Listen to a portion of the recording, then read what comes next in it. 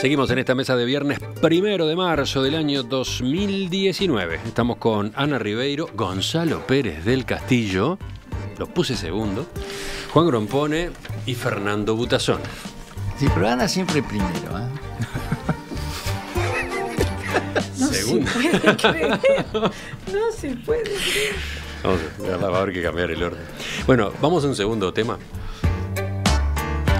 En Nicaragua, el gobierno de Daniel Ortega y la opositora Alianza Cívica por la Justicia y la Democracia se sentaron nuevamente a negociar esta semana después de 10 meses de crisis. En el inicio de las conversaciones, el gobierno hizo un gesto de buena voluntad y liberó a un centenar de personas que habían sido arrestadas por su participación en las protestas contra el presidente Ortega. Entre los excarcelados no figura ningún dirigente opositor reconocido y todavía permanecen unas 600 personas en la cárcel. Las tratativas, que se realizan en absoluto secreto, no han entrado todavía en temas de fondo, se han ocupado por ahora de la metodología del diálogo. El bloque opositor, que reúne a empresarios, estudiantes, campesinos y organismos de la sociedad, ya pidió que haya un diálogo verdadero y no una simulación, y anunció que su prioridad es la liberación de los presos políticos, la libertad de expresión y movilización y el adelantamiento de las elecciones. Ustedes quizás recuerden, las protestas estallaron el 18 de abril y eran contra una reforma de la seguridad social. El movimiento después evolucionó en una demanda de salida de Ortega por la represión. La clave fue la represión que las autoridades ejercieron contra los manifestantes, una represión que dejó 325 muertos, más de 700 detenidos y miles de exiliados. ¿Gonzalo o Fernando? Sí. Miro para este lado ahora. Sí, yo... Fernando primero. El régimen de Ortega y Murillo, y lo digo así expresamente porque Rosario Murillo es una parte fundamental del régimen, ha hundido a Nicaragua en una situación absolutamente dramática, con una dependencia del petróleo venezolano que ahora no existe, no tiene más, es decir, se está quedando sin oxígeno.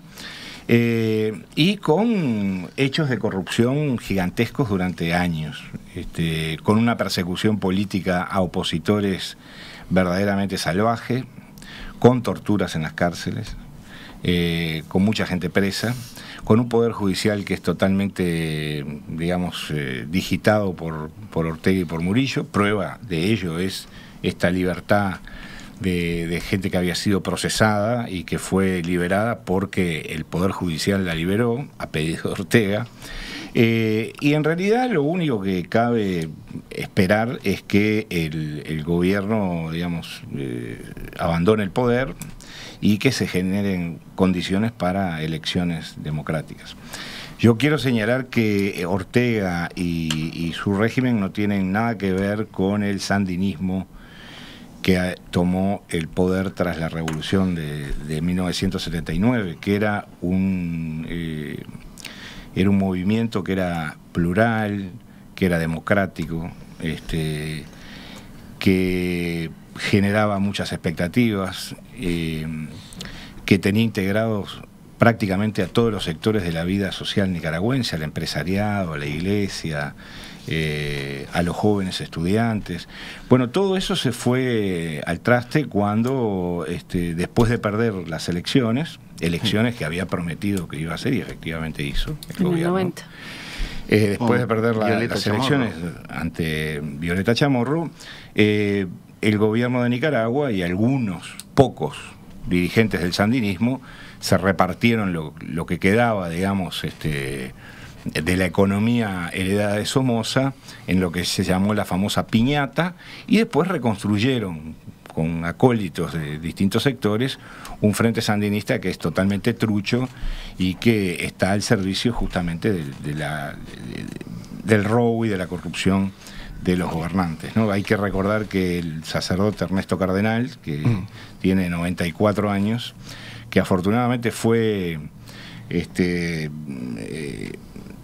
le fue levantada la sanción por parte del Papa, sí, una sanción que le había impuesto Juan Pablo II, lo dijo con toda claridad: esta es una dictadura y yo soy un perseguido político. Creo que la situación es muy terrible, muy dramática, es absolutamente desgraciada y hay que hacer todo lo posible porque tal vez el espectáculo venezolano nos haga salir del foco de que en Nicaragua también la gente está sufriendo mucho, ¿no? Gonzalo. Es correcto, bueno, yo creo que yo suscribo todo lo que dijo Fernando. Es verdad, las elecciones que fueron en noviembre, creo que el 6 de noviembre del 2016, fue unas elecciones en las cuales no se pudo presentar la oposición, hubo intimidación a los opositores, se encarcelaron, se exilaron a los políticos opositores, y de los 92 escaños del Parlamento, el orteguismo, para no llamarlo sandinismo, porque estoy de acuerdo con lo que dice Fernando, ganó 71, es decir, de 92 ganó 71. Entonces es un presidente ilegítimo. Es un presidente ilegítimo y es el mismo problema que hay en Venezuela. Lo que se cuestiona es la legitimidad de eso. Entonces, por eso hay derecho a decir, bueno, si lo que queremos es que sea el pueblo nicaragüense que resuelva los problemas de Nicaragua y el pueblo venezolano que resuelva los problemas, lo mejor es llamar elecciones y que voten. ¿Qué mejor que eso? Y que voten con todas las garantías y con supervisión internacional que dé garantías a todas las partes. Esa es la única solución que hay, tanto en Nicaragua como en Venezuela. Y termino diciendo esto. La embajadora de Nicaragua aquí dijo que todo esto era una orquestación del imperio porque no quiere que los gobiernos de izquierda tengan gestiones exitosas. No es cierto. Desde el retorno de la democracia ha habido varios gobiernos de izquierda en América Latina, Ricardo Lagos y Michelle Bachelet en Chile, Lula en Brasil, primer gobierno del Frente Amplio aquí sin duda, que tuvieron excelentes gestiones. Y el imperio no dijo nada, pero sí dice en estos casos.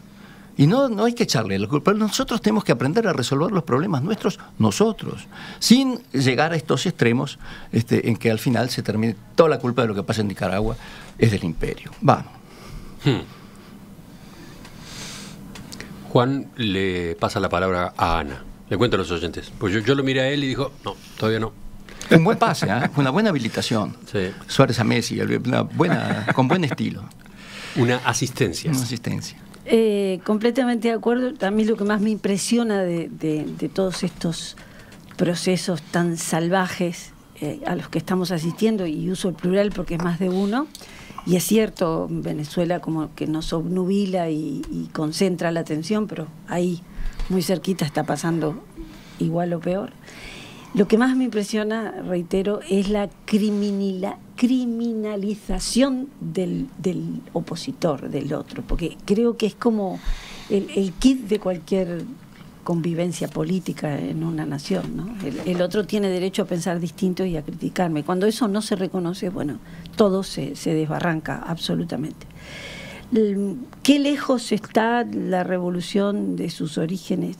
¿Qué lejos está de aquella cosa que hacía un paralelo entre la solidaridad y la ternura de los pueblos? ¿Se acuerdan? La gran bandera. Ahora, no estoy de acuerdo con la frase de Fernando. Yo entiendo y sé que lo ha vivido además de manera muy personal y muy directa la experiencia de la revolución sandinista, pero no estoy de acuerdo con decir esto no tiene nada que ver con...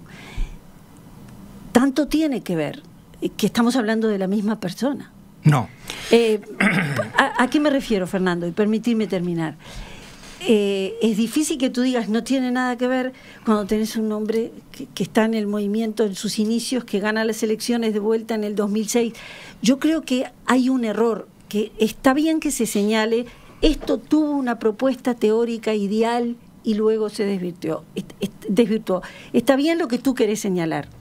Engañaron a un montón de gente que entregó la vida, que comprometió todo lo que era y lo que tenía por un proyecto que luego se pervirtió. Entiendo esa postura, pero no avalo la frase porque creo que de eso es de lo que más hay que tener memoria y de eso es lo que más hay que analizar para entender por qué una cosa que estaba formulada tan basada en valores y tan basada en proyectos de idealización y de construcción de un hombre nuevo al estilo de la Revolución Cubana, ¿cómo terminar una cosa así? Ahí es donde creo que hay que ponerse la atención y no decir esa frase que es como una especie de cortina de humo, no tiene nada que ver y deslindo. No, ¿Cómo es que de ahí adentro ¿Qué contesta salió? Fernando sobre eso? No, yo creo que tal vez Ana no esté bien informada de cómo ha sido el proceso nicaragüense y el proceso del Frente Sandinista. El Frente Sandinista fue una organización que acogió, repito, en su seno y en el gobierno, durante los primeros 4 años de gobierno, acogió a sectores de la iglesia, acogió al empresariado nicaragüense, acogió a los estudiantes, por supuesto a sectores de izquierda y a sectores liberales. Sí, por ejemplo, Violeta Que Chamorro integraba el Frente Sandinista, integró el gobierno, acá el primer gobierno. Y cuando el Daniel Ortega pierde las elecciones y después se presenta y gana las elecciones, del Frente Sandinista lo que quedaba era Ortega, su mujer y 4 o 5 más. El resto de los integrantes del Frente Sandinista, de la dirección del Frente Sandinista, los que habían sido comandantes militares, los que habían sido ministros, como el caso de Cardenal, como el caso de Miguel de Escoto, como el caso del otro Cardenal, de Fernando, el vicepresidente Sergio Ramírez, todos se fueron. Es decir, lo que yo creo cuando digo que no tiene nada que ver es porque de aquel árbol no quedó ni una hoja. Lo que quedó fue un señor que se alió con su mujer y con un grupo de corruptos empresarios como Arnoldo Alemán y se hicieron con el poder. Entonces, yo lo que digo es que el Frente Sandinista fue un proceso, o vivió un proceso en el cual tomó una tarea, digamos, que era sacar a Anastasio Somoza del poder. Lo logró, estableció un gobierno democrático, prometió que iba a hacer elecciones libres, hizo elecciones libres, primero las ganó y después las perdió. La historia que viene después es una historia del orteguismo que no tiene nada que ver con, te diría, casi ninguno de los dirigentes del sandinismo. Pero hay un tramo ahí, ¿por qué pierde las elecciones? A ver, bueno, primero porque la celebra, Bueno, pero es parte del juego democrático celebrarla. Sí, claro. Lo que quizás, Fernando, lo que quizás vos no entiendas es mi deformación profesional. A mí lo que me parece que siempre hay que tener es capacidad para analizar el porqué de las cosas. Sí, claro. Porque es lo único que puede enseñar algo si es que hay alguna didáctica en la historia, ¿no? Que es relativa, porque la apodíctica es una cosa que yo no llevo, pero la didáctica leve es la que me parece más respetable. Y en este caso creo que ahí está la elección, ¿no? ¿Cómo se llega a un señor corrupto con tanto poder? ¿Cuál es la estructura del poder? Sale del mismo fenómeno, son engranajes. Ahí es donde yo digo, mejor no usemos esta frase. Bueno, yo creo que esos son engranajes que se construyeron después justamente de que el Frente Sandinista perdiera las elecciones y se dispersara, por decirlo de alguna manera. Creo que son engranajes de corrupción, de apetitos de poder, de macbetianismo, por decirlo de alguna manera, que se generaron a partir de eso y no se generaron durante la lucha del Frente Sandinista contra la dictadura. Juan. Bien, yo voy a tratar. Tú quisiste quedar para el final, sí, porque casi ni entras. Viene bomba. Este tema entró muy al final, es decir, yo creo que ya tenía hecho el segundo tema, el borrador del segundo tema, donde me lo cambiaron. Queja. Y francamente, Daniel Ortega, Nicaragua, los sandinistas, a mí no me importan nada, ni creo que importen nada.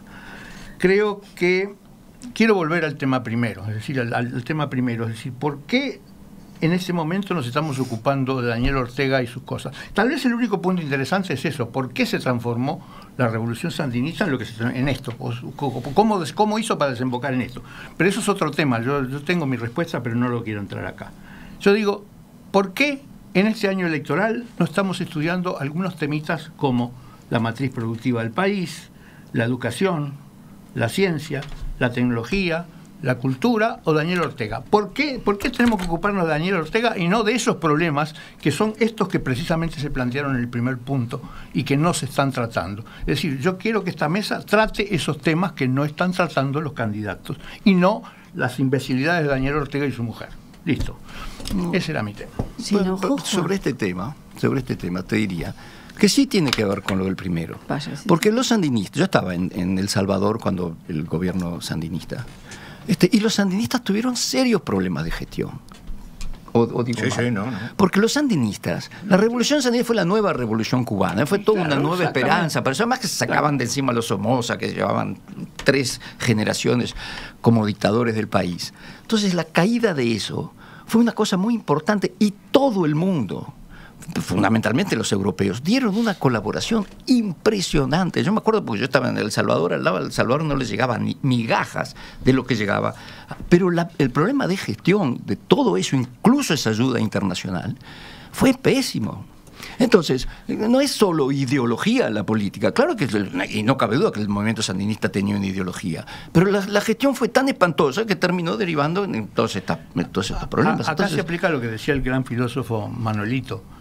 No sé para qué me sirve que el Everest sea navegable. Que el Everest sea navegable. Es decir, no sé para qué me sirve la experiencia fracasada del sandinismo cuando yo estoy en un año electoral donde se decide un punto de quiebre posiblemente de este país. Entonces no sé para qué me sirve saber que el Everest es navegable. Bueno, Es interesante la inquietud que plantea Juan a propósito de una agenda posible para estas mesas, en particular para la mesa de los viernes. Yo creo que sí, que está bueno y vamos a hacer todo lo posible por discutir esos asuntos. Tampoco podemos aislarnos del mundo, ¿no? Bueno, eso era lo que yo quería vivir decir. Que en una burbujita que es como uruguayita, ¿no? Que hay una frase, cree el aldeano vanidoso que el mundo es su aldea, ¿no? Yo creo que no, que si miramos alrededor y si miramos lo que pasa en el mundo, tal vez tengamos algunas pistas para tratar esos temas que plantea Juan, que de otra manera no las tendríamos. También está la frase de Tolstoy, ¿no? Describe tu aldea y serás universal. También está aquello de la rana, ¿no? La rana de charco cree que la rana que salió del charco y volvió contó que había un mar y lo inventó. Entonces... ¿Alguna frase más para citar? Porque tengo que poner el cierre.